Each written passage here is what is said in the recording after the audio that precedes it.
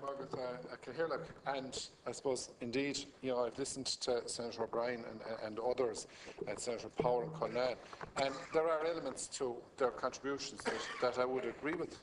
There are a lot of people based in Shannon and Limerick, and indeed around the West Coast, who took retirement in good faith on the basis, and they made serious life decisions on the basis of an expectation that they had going forward. And I think it's regrettable that the Airport Authority hasn't included deferred pensioners in their negotiations. It seems like the deferred pensioners have been thrown to the wolves completely. Neither the unions care about them, nor the company cares about them, simply because they deferred their pension. They did that at a time when the company was losing substantially and required significant cost cutting. Those people were given options, and based on the options they made life decisions. And I do believe that an intervention by you, Minister, to ensure that there is a level playing pitch in terms of the ongoing negotiations with the deferred pensioners is something that's required. It's a badge of honour. People fulfilled their side of the bargain. They went off and took retirement, and a lot of them probably were close enough to retirement anyway. But they did exercise the option, as was outlined to them by previous governments and by the company at the time. And it is, in my view, completely unfair that there's no representation for them at all in the negotiations that are ongoing.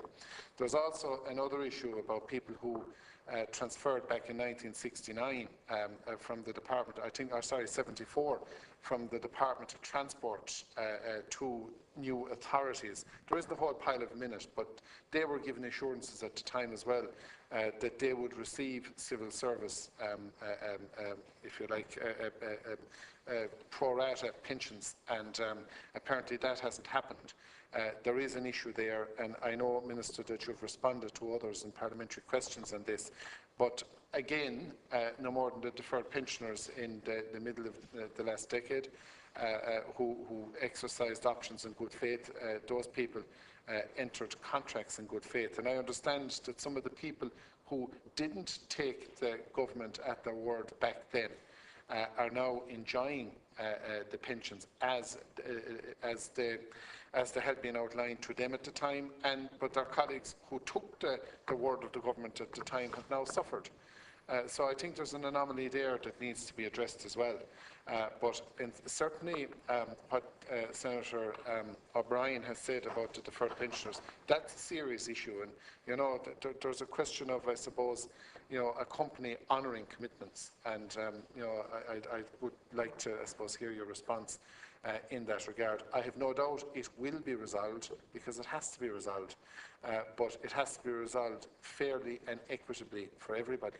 And if there is cuts to be taken, one group who have deferred pensions shouldn't be taking a significantly more cut than people who have signed up to the pensions. I think it should be the same across the board.